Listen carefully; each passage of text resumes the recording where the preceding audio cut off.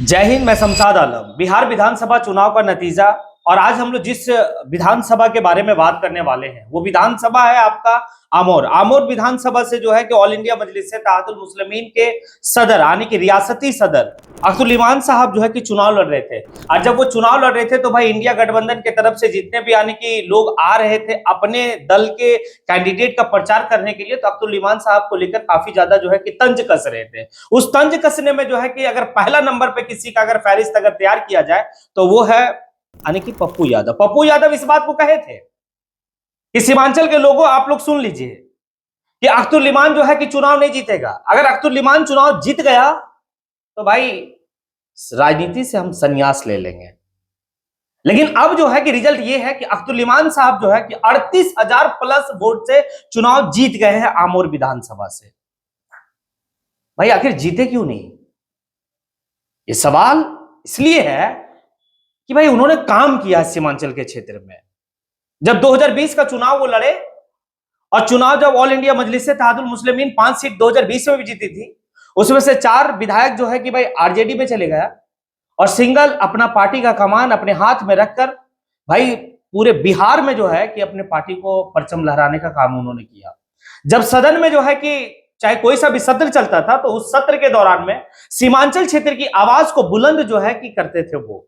और कहा यह जाता है कि तनहा मतलब अकेला विधायक होने के बावजूद भी 800 करोड़ का भाई वो काम किए हैं सीमांचल का क्षेत्र में। जनता जानता था कि भाई हमें जो है कि काम करने वाला व्यक्ति चाहिए।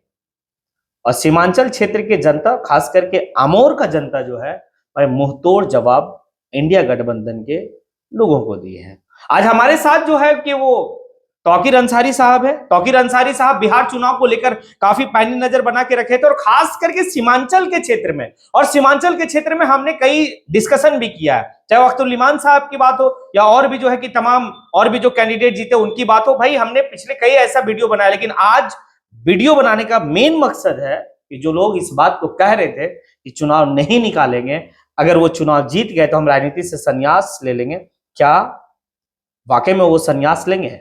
हम बात करेंगे अपने साथी और सहयोगी यानी कि तौकीर अंसारी साहब से। जी तौकीर जी, एक बात है कि जिस तरीके से पप्पू यादव मतलब भाई अख्तुल इमान साहब जो ऑल इंडिया मजलिस इत्तेहादुल मुस्लिमीन के रियासती सदर हैं, उनके बारे में जो बात कहे थे, तो क्या अब उनको इस्तीफा दे देना चाहिए? बिल्कुल दे देना चाहिए, कोई शक नहीं है। अगर बिहार में पप्पू यादव को जाना जाता है तो उनके वर्ड से जाना जाता है। ये बात तो तगड़ा है। पप्पू यादव जो कह दिए वो कर देते हैं।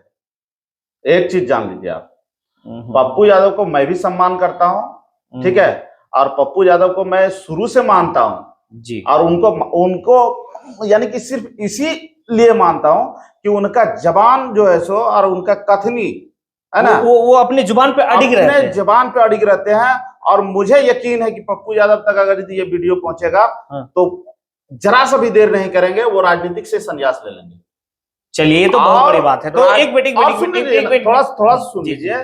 और ये नहीं हुआ कि राजनीतिक से संन्यास ले लेंगे उसके बाद जो है सो फिर कुछ नहीं करने जा रहे हैं, ऐसा कुछ नहीं है। राजनीतिक से संन्यास लेंगे और संन्यास लेने के बाद वो जनता के बीच में जाकर के जो है सो जनता की मदद जिस तरीके से वो करते थे, अपने जमीन को बेच करके, काफी जमीन है उनके पास, ठीक है, अपने जमीन को बेच करके जिस तरीके से वो मदद करते थे, मुझे उम्मीद है कि वही यानी कि तेजी और धार उनमें रहेगा और मदद भी करेंगे वो।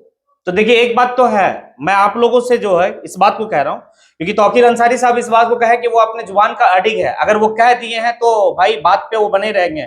और ये वीडियो को उनके कानों तक पहुंचा दीजिए और मतलब उनके पास तक पहुंचा दीजिए। अगर वो इस वीडियो को देख लेंगे तो भाई राजनीति से संन्यास ले लेंगे। तो आप लोगों का काम है इस वीडियो को वहां तक पहुंचाने का। अब लेकिन एक बात है तौकीर अंसारी साहब कि एक बार पप्पू यादव जो है लालू प्रसाद यादव के दोनों बेटा चुनाव लड़ रहे थे और वो कहे थे कि अगर दोनों बेटा जीत जाएगा तो हम जो है कि राजनीति छोड़ देंगे। लेकिन दोनों बेटा जीत गया, तेजस्वी और तेज प्रताप। फिर वो आते हैं सामने और पब्लिक से और मतलब लालू परिवार से वो माफी मांगते हैं कि मुझसे गलती हो गई। नहीं है ना? तो क्या हमें लगता है कि अख्तुल इमान साहब से जो है कि पप्पू यादव माफी मांग लेंगे या फिर राजनीति से संन्यास? नहीं, आप इस बात को नहीं समझ पा रहे हैं।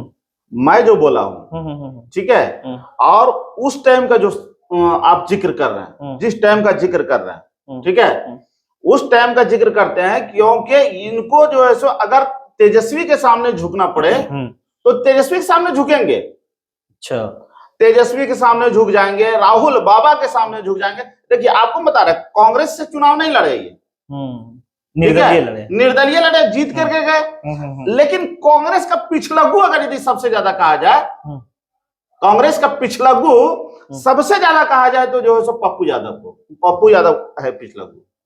अच्छा, वो भी ठीक है, आप समझ लीजिए, आप जो गाड़ी से धक्का दे दिया। जैसे क्या है ना कि हम लोग इस बात को जो है सो हमेशा कहे थे कि एक गुलामी में, है ना, एक गुलामी में और एक जो है सो क्या बोलता इंडिपेंडेंट में, ठीक है, जो मजा है वो गुलाम ही रहेगा।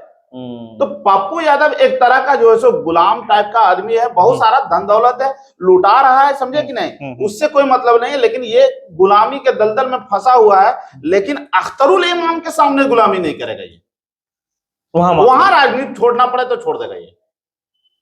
चलिए, ये तो तेजस्वी यादव के पास अगर ये रहेगा तो अख्तरुल इमाम क्या देगा? जैसे सर हमको एक बात बता दीजिए, जो माफी मांग ले। नहीं, माफी क्यों मांगे? माफी मांग ले, कहा कि भाई अख्तरुल इमाम साहब बड़े दिल वाले हैं, माफ कर दें। नहीं, माफी क्यों मांगे?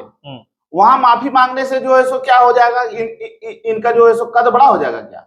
वहां माफी मांगने से कद बड़ा नहीं होगा। लेकिन तेजस्वी प्रसाद यादव या तो पप्पू क्या नाम है, राहुल बाबा गांधी के सामने माफी मांगेगा तो हो सकता है कि एक वो मंत्रालय भी मिल जाए इसको। लेकिन यहाँ क्या मिलेगा? लेकिन यहाँ अगर यदि कुछ नहीं मिलेगा तो हम जो है सो अपने जमीर का सौदा नहीं करेंगे, हम माफी नहीं मांगेंगे, लेकिन हम संन्यास जरूर ले लेंगे।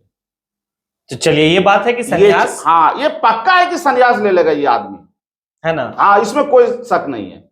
चलिए, तो इंतजार रहेगा बिहार के आवाम को और खास करके पूरे हिंदुस्तान के आवाम को कि क्या पप्पू यादव जिस बात को कहे हैं, क्या अपनी बात पर अडिग रहेंगे, या फिर जो है कि भाई वही वाली उनकी रवैया और हरकत रहेगी। नहीं रे भाई, नहीं रे भाई, थूक के चाटने का तो आदत ही नहीं है इसको, संन्यास लेगा ये आदमी। चलिए, ये वाली तो बात है कि वाकई में जो है कि वो अपनी बात पर अडिग रहेंगे, यानी कि कंफर्म हो गया। हमारे जो सहयोगी है तौकीर अंसारी साहब इस बात को कह रहे हैं कि भाई थूक के चाटने की आदत उनकी नहीं है, यानी कि वो संन्यास ले लेंगे। चलिए, अच्छी बात है, संन्यास ले लीजिए, कोई बात नहीं।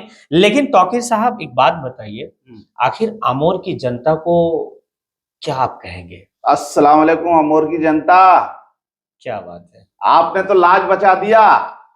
और क्या मतलब पूरे हिंदुस्तान में एक मैसेज दे दिया आमोर का जनता, एकदम, और सीमांचल का जनता, दिल मेरा गदगद कर दिया इन लोगों कि मतलब एक पूरे हिंदुस्तान में एक मैसेज दिया कि भाई, मतलब इसको कह सकते हैं कि जैसे हम एक बात कहेंगे आमोर की जनता से, ठीक है, शाहरुख खान का एक पिक्चर है, ठीक है, उस पिक्चर में शाहरुख खान का एक डायलॉग था, बहुत बढ़िया डायलॉग था, ठीक है, बेटे को हाथ लगाने से पहले बाप से बात कर।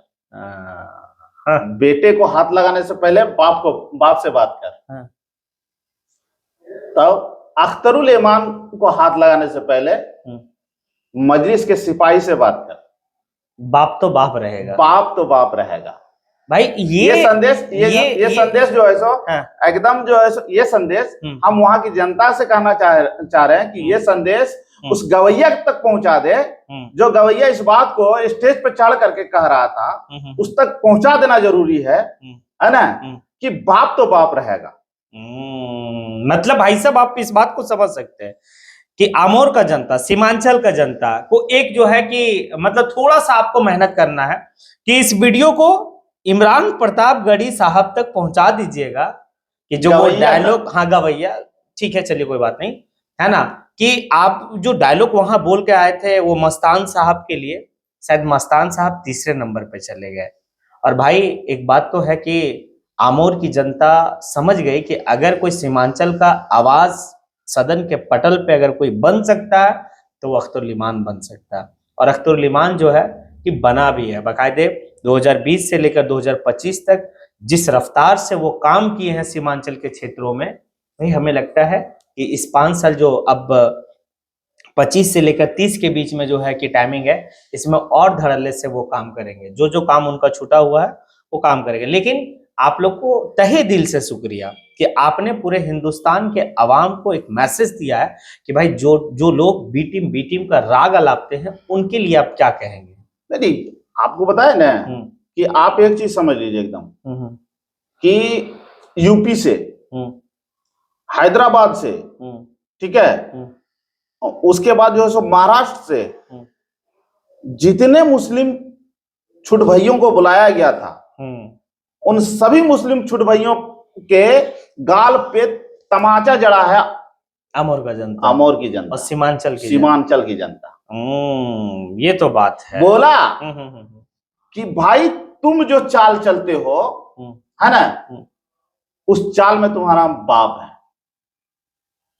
ये बात तो है। और ये दिखा दिया, समझे ना, ये दिखा दिया कि जिस तरीके से इमरान प्रतापगढ़ी जो है सो जिस तरीके से सीमांचल की जनता को बांटने के लिए इसको लगा दिया गया था, ठीक है, वो बटी नहीं। हाँ, कहीं कहीं जो है सो ये कामयाब रहा, कहीं कहीं कामयाब रहा। जैसे बलरामपुर में कामयाब होता हुआ नजर आ रहा है हमको, जैसे 700-800 वोट से जो है सो आदिल हसन चुनाव हार जा रहे हैं।